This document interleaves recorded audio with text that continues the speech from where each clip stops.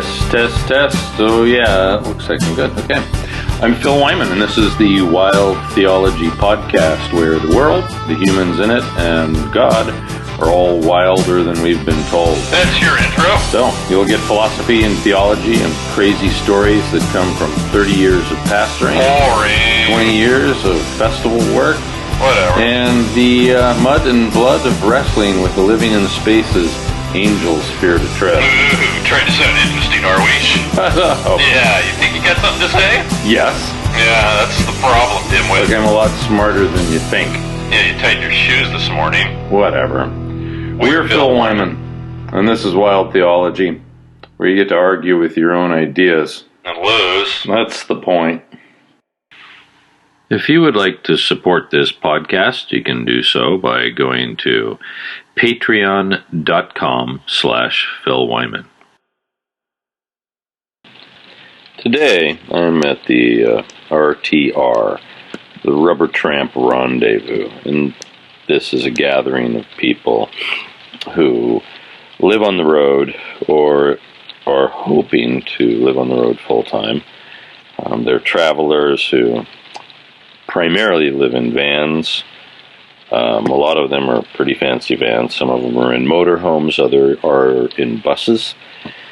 And today's a bit of an off day because here I am in Quartzite, Arizona at the Rubber Tramp Rendezvous in its 10th year with something like between 5,000 and 10,000 people camping out in the desert among the saguaro cactus just above the little town of Quartzite, Arizona, which has a living population probably somewhere around 500 during the summer months, and somewhere upwards of 250,000 with all the travelers who boondock on the surrounding federal lands. Boondocking is camping for free. Today it's a rainy day, so this is a bit of a day off. You can probably hear the rain pattering against the roof of Priscilla, my 1991 Winnebago, and perhaps some of the generators and engines running by while I'm talking. I just wanted to give a little update after the last piece I wrote, which mentioned the little community we've developed with our circle of friends camped around me, and the music jam night that was going every evening with all the musicians coming in. The last couple nights have been different. It hasn't been me jamming with musicians. I took a night off 2 nights ago. Last night it was raining, so we didn't get together around the campfire with our guitars and our fiddles and our mandolins. So I wanted to tell some of the stories of the people I've met and the discussions we've had about God and spirituality, and I hope to get through this because something about this rain has driven my sinuses crazy. So hopefully I don't run and sneeze and cough all over you in this podcast. 2 nights ago, when I took a break from jamming with the evening jam session around our larger campfire, I sat down at a small campfire we have in our little camping circle. It's set up mostly for us to hang out quietly and not have to be inundated with the 40 or 50 people who gather around a larger fire. And one of the people that I spent time with was a guy named Ryan. He's a tall, handsome, blonde guy who lives half of the year in Amsterdam and half of his year in LA, and he's a filmmaker, a documentary filmmaker. The thing that drives him is stories about people who are living out the end of their days well. So he had showed the other night this film called Wilcox, just a 12-minute short documentary about a guy who ran a radio station in Wilcox, Arizona, and how that impacted the older people in the town and the relationship of the town with the music and their hometown hero, Rex Allen, the singing cowboy. Well, Ryan and I sat down, and it became a an evening of discussion about life and relationships. So Ryan played pro basketball in Bolivia, kind of tripped into that. Wasn't certainly, as he describes it, certainly wasn't NBA standard, but he played pro ball in Bolivia. And he grew up with religious mom and an agnostic dad. And he considers that he's had a great relationship with his parents through his life. They've really been friends and have been able to talk about just about anything until about 4 years ago. His best friend had transitioned from a girl to being a guy, had the whole sex transitional operation and all of that, and then was getting married to a girl. So his former friend, who was a girl, became a guy, was getting married to a girl, and mom offered to host the wedding on some property that the family owns in the California Redwoods. But then, just weeks before the wedding, mom changed her mind. She said that she just couldn't do it. She felt that it would displease God. Now, she knew everything about the transition, that this transition was coming, that as it processed through, so it wasn't any kind of surprise, but somehow she changed her mind and reneged on offering this.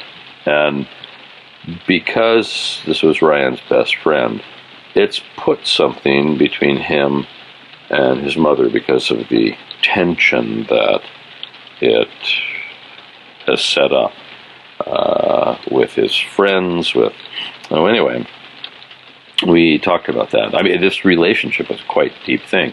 Ryan had even offered to, not just offered, but he became a donor for sperm for them to be able to have a child. And there was unfortunately a miscarriage of that child. And then later he didn't offer to be a donor again because of the surrounding tensions with the whole thing. But all of these things have contributed to a sense of distance from his mom. And he describes it as them having talked this out and thought and processed through it. But still, at family gatherings, it's not that the elephant remains in the room because they've talked about it, but there's still a sense of sadness that he has that he can't get over. And so we sat through the night talking about what I call redemptive imagination. These kind of things make it so a relationship like that will never be the same again. You can't expect such relationships to return to their former state. Something has happened that changes the relationship. That doesn't mean that the relationship can't be good. In fact, in some ways can't be richer again. But these are the kind of things that process and take a long time. And it's also the case that such stories become redemptive stories for other people who are processing the same things, who have been hurt in similar ways. It certainly didn't fix anything in that moment's notice, but that was one of the things we talked about. How the religious tension of dealing with things that appear to be antithetical to the God that his mom is serving and the Jesus that I serve. Some of these things, they're tensions within the church, but for me, if I had offered something, I have to follow through with my promise. And also, there's the fact that openness and acceptance, whether I agree with somebody's personal decisions and lifestyle, accepting them and loving them and offering to help them is still a part of, it's a necessary thing in my own life. And he understands all of those things, and he understands the tensions that his mom went through. But he did walk away saying thank you. and feeling is, yes, there's perhaps some hope from this, and yes, there's a redemptive story to be found in it. He's already a fabulous storyteller. It's evident in his documentary that I saw. And so I have hope that Ryan has a story in his own life that becomes part of a redemptive story with relationships and families. Yesterday afternoon, I met Jason. He came over to our camp. He heard that there was a campfire where there was music. He had a guitar on his back, and he was wondering if we were going to be jamming during the night, which didn't happen last night because of the rain. We talked for quite some time, and I got a little bit of Jason's story. So Jason ran away when he was 12, lived in Wisconsin, and he hitchhiked to Texas at 12 years old. Along the way, he got into drugs. He tells this story about being in El Paso, Texas, and walking into, I guess, the Social Security office, and without any kind of information whatsoever, no ID, he got some food stamps. And then he bought some food with those food stamps, and he went outside and he was counting his food stamps, see how much money he had, and somebody walked up and said, "Hey, you want to do some cocaine? I'll trade you cocaine for your food stamps." And he's 12 years old, and he says, "Okay, sure." So that was his introduction to drugs. He'd already smoked pot some, but this was the first time he was doing cocaine. Along the road, he talks about some really strange things, like a Mexican guy who says to him, when he got picked up while he was hitchhiking, the guy says, if you're interested, I can get you involved in pornography. And he's 12 years old. Now, certainly, if you don't want to do it, don't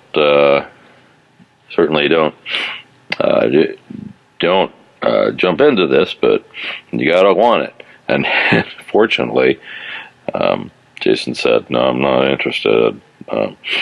And he learned on the road some interesting things. He talks about the nomads today, many of them who are afraid of traveling because if they step out and don't have enough money, maybe they'll go hungry. And he said he learned very early he didn't have to be afraid of starving. And so he's traveled full-time on and off for his whole life. At some point he fell into severe alcoholism for years, and more recently has found that through meditation he eventually overcame his drinking problem. So he and I talked a long time, and he was intrigued with my stories of traveling in festivals and setting up these micro-communities within the festivals to help people and to engage with them on a spiritual level. So later in the day, he brought his girlfriend Claudia along. She runs a blog, and he wanted her to interview me, so that's what happened. She interviewed me for her blog. And after the interview, we talked for a long time about spirituality and religion and helping people. Claudia was particularly interested in what I thought about the Rubber Tramp Rendezvous people, and in contrast to burners and rainbows and the other subcultures I've been meeting and working with. I had to say I wasn't quite sure yet, because many of the people I've been meeting were first-time RTR attenders. That's the circle around me. They're not the people who've been coming to this for years. And there was a mix of rainbow gathering, hippie traveler, burner background, deadheads. That's kind of the group I've met so far. And I've had a smaller sample of the typical middle-class American redefining itself by going nomadic. That's what I expected to meet, because that is largely the population of the avid RVR attender, those who follow Bob's website, which he's the man who set up RTR. And his website is cheaprvliving.com, and he's trying to help people learn how to live on the road after maybe losing everything in 2008 during the people losing all their money during that time and maybe losing their homes. And some people who just feel like chasing the American dream is more like a nightmare, so they don't want to be free of that. Well, I have met some of the people who fit into that category, and others who have retirement money and are just traveling. But for the most part, I've been hanging out with people I might find at Burns or Rainbow gatherings. Jason was deeply interested in the idea of creating communities to help people in festivals. And unlike many people, he automatically understood that traveling to do this has the potential of touching so many more people than being sedentary.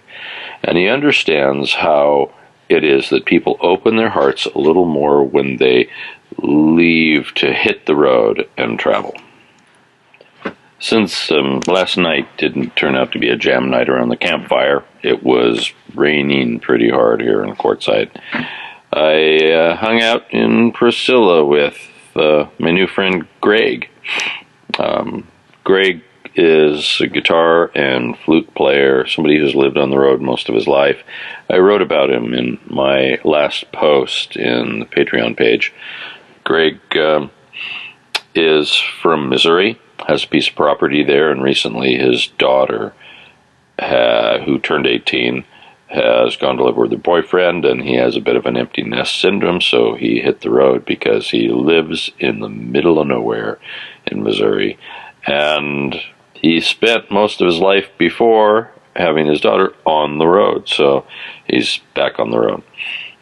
We talked for hours about life and his travels, and he told stories of his circuitous wandering, and that crazy circuit and circles he's been running in are both literal and in a spiritual sense. Like many people over 40, he was raised in a religious home. He attended Catholic church and Catholic schools, and he experienced church 6 days a week and described Saturday as his Sabbath because, as he says, quote, because it was the only day I didn't have to go to church, unquote.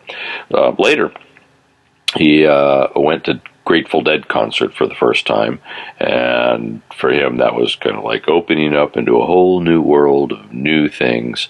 And he, of course, started doing psychedelics. That all comes with that lifestyle of traveling to Dead concerts and doing rainbow gatherings. And at one point, he ended up living on a property in Hemet, California, with this religious leader by the name of Lightning Amen, who is looked at as some kind of messiah. And he never really believed that Lightning Amen was Messiah, but it became like a family to a lonely person. So he spent time with them, and he saw some of the weird machinations beneath the surface of this group. They were growing pot in Hemet, and the followers ended up going to jail when he first arrived, and then Lightning Amen got involved with the Hells Angels and their meth labs and ended up in prison for a while. He always thought the guy was a bit crazy. Greg was also involved with the Jesus Camp at Rainbow gatherings and considers himself to be a follower of Jesus. Like many Christians, he struggles with feeling like perhaps he's lost an ability to hear the voice of God. And he wonders if hanging out with people like Lightning Amen or taking psychedelics at Dead shows has contributed to that problem. And so we talked about that kind of thing through the night. Too often, particularly in Pentecostal circles, there's this sense of we need to hear the voice of God before we can do anything. And so I just talked about the rarity of things like audible voices or direct communication from God, and how it is that we're required to walk by faith and not by sight. Now, I certainly believe that God wants to interact with us and talk with us, but if we have to hear from God to park into a parking space or decide what we're going to do tomorrow or to help somebody, something's wrong with this picture. So we also talked about the simplicity of simply surrendering everything to God and how that allows us to have confidence that we can be directed by our own ideas. You know, it says in Proverbs 16:3, commit your works unto the Lord, and your thoughts shall be established. And other translations translate thoughts as plans. So these are a few of the relationships and discussions that have developed here, and And I just wanted to give a little bit of a picture of how it is these things happen so naturally in these settings where people have set aside the busyness of their lives to go someplace like to a festival. Or in this case, these are people who are hoping to turn their lives into a lifelong search for something new, something deeper, something better than what they've been told the American dream is all about. These are wanderers who are looking for things. These are searchers. And these are the stories that will continue to come out of the many festivals and gatherings and destination locations that I hope to travel. It's just a snapshot of a lot of wonderful things that are going on right now. So if you'd like to support this podcast, you can do so here on my Patreon page. Thanks for checking in.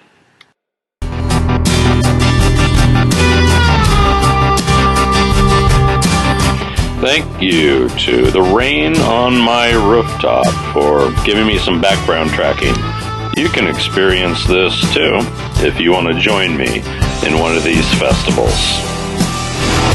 If you'd like to support this project, you can do so here on Patreon for as little as $1 a release, and at the most, that's $4 a month. Why on earth would anybody want to support us? Well, I think we're pretty cool, and maybe some people believe in what we're doing. Oh, come on, you believe that? Yeah. Don't you ever think you're just a little too weird for the average person? Yeah, sometimes.